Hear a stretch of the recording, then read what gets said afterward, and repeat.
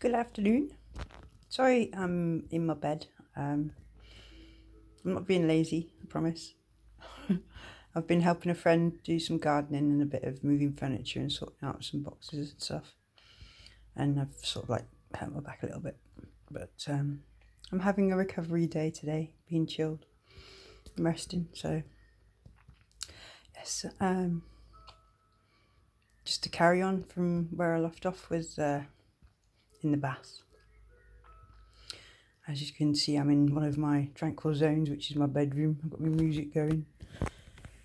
My bedroom looks like the universe. I'll only show you this bit because the rest is a bit untidy and I'm a bit embarrassed for that. So you're just going to see that part, but it looks similar. It glows up under UV light and it's part of my sanctuary really. Part of the space I've had to make, my safe space, so I can heal. So going back to when I was in the bath, we established where I was in the family basically. My mum and dad, brothers and sisters, and all that. They weren't actually who they said they were. They were actually my grandma, granddad, mum and dad, uncles and aunties. Sorry, not dad, because I still don't know who my dad is.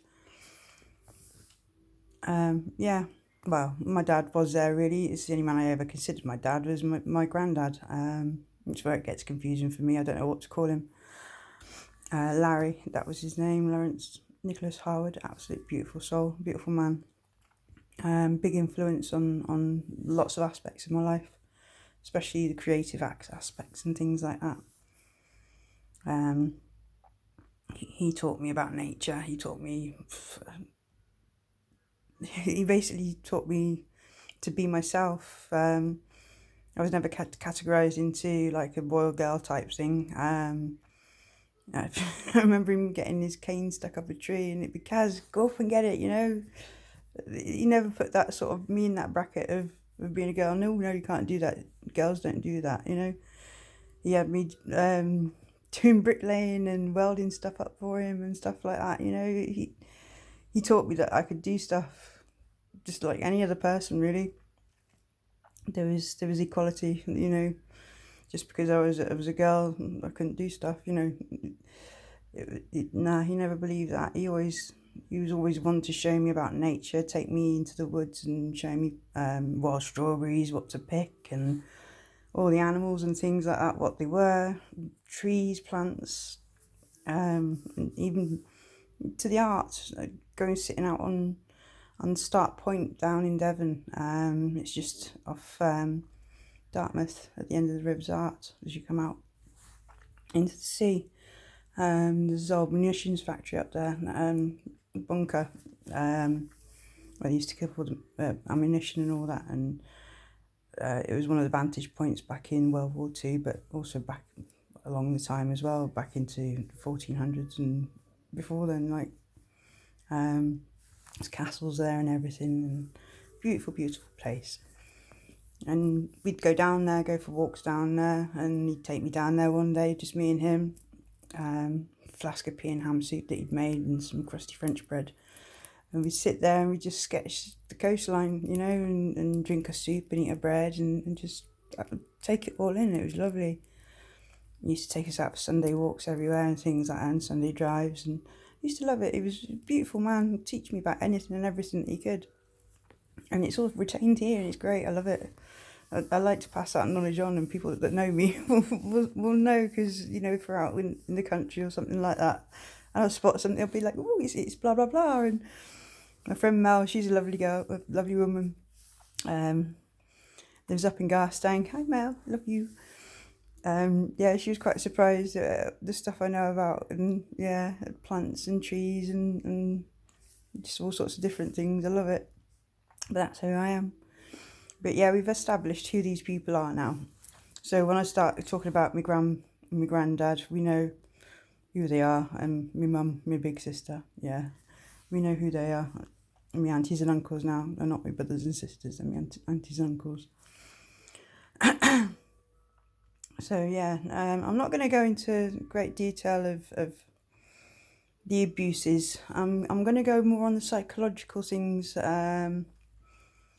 little instances of narcissistic behaviour and toxic behaviour, and all the ins and outs of sibling rivalry and things like that, you know, because that's where I see it from now, you know. I don't see it from the abuse side of things anymore. I see it, I can step back and see, I can see the neurological side of things, the imbalances that they have in their own minds from certain traumas and things that they've grown up with. And this is why I can forgive people for what they've done to me, because it's easier to understand what's going on in their head than and see it's not on a personal thing. It's actually a progression of how their brain's made up to think, and you can't really blame somebody for how they think, and until they realise themselves and change, you know. There is certain aspects where they know right from wrong and they still choose wrong over right, you know, and that's the behaviour that needs to be changed in order for people to move forward. It's on a big scale, you know, from 0 up to whatever, you know, on different differences of toxic behaviour. You just start with being little things, you know, just staying around people that are toxic, you know, that's toxic behaviour in yourself. Not loving yourself, you know, not seeing yourself worth. That's toxic behaviour directed at yourself. But usually that's from outside influences anyway. There's always a reason that you feel bad about yourself. You're not born with these thoughts in your head. It's something that you learn from a very early age. Your outlook on life, what people think about you, you know, your position in the family, and things like that. You learn that from a very early age.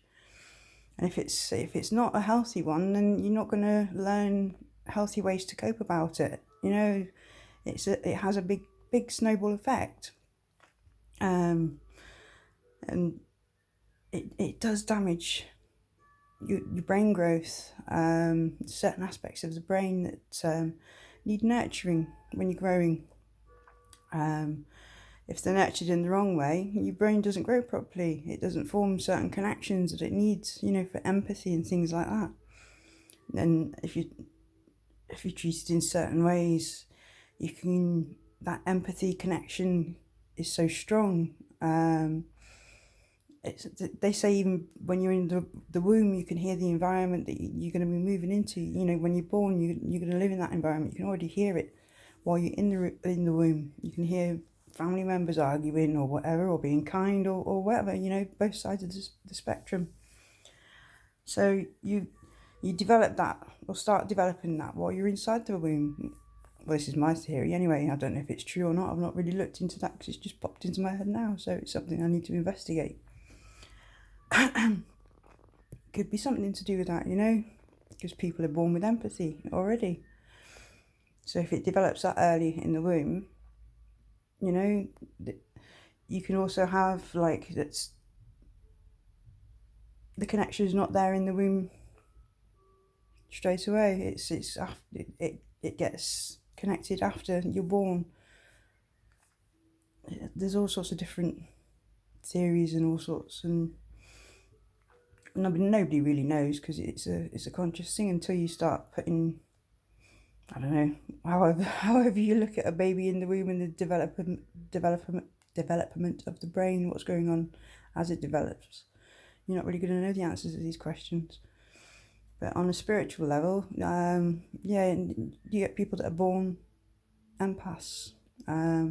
Whether I'm the case or not, I don't know. But I know I have developed a high empathetic part of the brain, you know. An empath, I can feel people, the energy. And it's developed through the abusive childhood, hypervigilance, always being aware of what danger is going to be coming next. You start to read people from a very early age, the ones that harm you, the ones that don't harm you, and you have certain reactions to these people as well. You're either shy to them or shy to people that give off that same energy as them, and with others you find, you know, at an early age. I remember I could make friends the same age as me, very early age.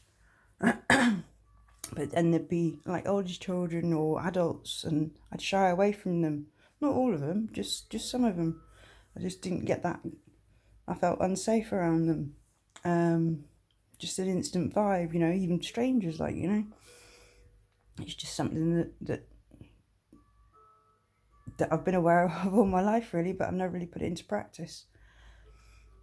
Yeah, there's lots of aspects of mental illness that are connected with certain personality traits. Certain toxic people will do certain toxic patterns, and you can read them like a book. It's the same with empathetic people. They have patterns, and you can read them like a book. It's chalk and cheese, black and white. It's on a spectrum like that. People who really know me and know my mum will say it's black and white between me and her. Our personalities, everything that I am, she's not. And when you look at it and you look deep down, you will find you will agree. You will agree. Heather Asbridge, she sees it completely. And her friends that know my mum that I've never known, they're starting to meet me now, and they can see it too. And it's quite nice because when I did find out who my mum was, my gran used to use it as a punishment, or a sly dig, really. You're turning out like your mum. You're just like your mum. You're going to turn out like your mum. She used to use it as a derogatory. I can't say it. Yeah, you know what I mean. As a put down. Yeah. When I was growing up until she kicked me out. Yeah. So I knew who she was. I knew I was made to feel scared when I was growing up, and I always thought, no, I never want to be like her. And I went out my way not to be like her. I suppose I am in some ways, which I will get into on a later date. But yeah, no, chalk and cheese, black and white, were two completely different people. When you're watching this, what you see in all my videos, that's me. That's the person I am. If you can think of somebody that's the complete opposite of me in every single way, then yeah, that's who my mum is, and that is who my gran is. And I do see the similarities between the pair of them. When my mum does it for own gratification, the pain that she causes and the narcissistic gratification that she gets out of what she does, it's all for her self-benefit. Now with my gran, she's slightly different. She likes to see people suffer, and she'll get all the rest of the family to do player games and do a bidding for her. She'll start off little nasty little rumours and spread them off, and just sit back and watch the carnage go. And she loves that. And I don't play that game no more. And she hates it. I know she does. I will be telling you the latest. Well, I say the latest. It's been going on for the last 4 years. I can condense it all down into one big story, I will do, but not right now. But it's an interesting thing to listen to. Yeah, if you thought Coronation Street and all that and all this reality TV stuff was good, no, this will catch your attention, and it's just an insight into toxic people with toxic personalities at play. The games that they play, the manipulations, the twisting of stories, and it's just to help you open your eyes to see it going on in your own life, and maybe starting to see a few puzzle pieces into place and going, oh, light bulb moment, yes. Because I know that a lot of mental health issues are due to toxic beliefs, that preconditioning from families, toxic environments, your friends, work relationships, personal relationships, you know, even complete strangers on the street, you know, it all adds up, and once you know what's going on, it's easier to move forward in life, because you know who not to bother with, who to just, well, you know, say, all right, mate, no worries, I'll keep on going. Yeah, just keep them away. I mean, you don't have to cut them out of your life completely. I mean, I've had to with all of mine, because all of mine have been a trigger in one way or another. And that's the only way I've been able to stop my brain from producing the stress hormone, which causes depression and then leads on to other mental illnesses. To stop that production and keep a production of the happy hormone going instead. Where I've been using music, not just, people who know me that I love my rave music, trance, and all the styles. I was a raver back in the 90s, early 90s. I loved it and never really lost the spirit. And I've brought it back in the last 4 years as part of my therapy, alongside like frequency sound therapy, binaural beats and meditation music. Along with that, and it's really helped the journey. I've tried antidepressants and things like that, and they've never worked. They've just made me to a zombie, piled the weight on, and slept most of the time. You know, if there was a world record for sleeping, it would have been me. Crikey, yeah, the amount of time that I've slept, just sleeping my life away, with no direction whatsoever. But now things are changing for me, and I'd just like to share those tricks and things and observations that I've made over the years. So I'd like to thank you all for joining me on my journey. Please bear with me while I learn what I'm doing and figuring out a plan of action. I'm approaching a few other DJs. I've sent a message to Cosmic Gate, because they've always been uplifting to me. They've always brought me out of dark places, and they have music I love to dance to, so they would be great for my training videos. And they are very, very likable. So obviously it's not going to be for all people. Everybody's got their different music tastes. I'm not going to try and force all my music choices down your throat. I'm going to try and integrate different styles, different types. You know, it doesn't have to be on my preferences.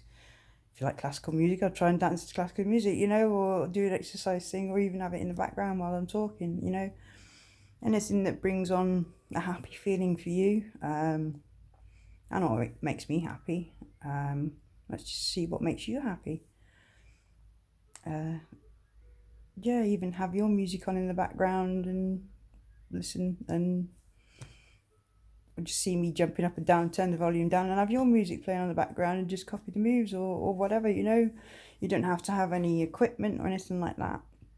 A tin of beans, you know, if you're not very strong, you know, because I'm trying to direct it towards everybody that's got sort of any problems. Doesn't have to just be mental, could be physical mobility problems. You know, I'm going to be trying to sort of like do slow movements to chilled out music and things like that, you know, stretches and stuff like that.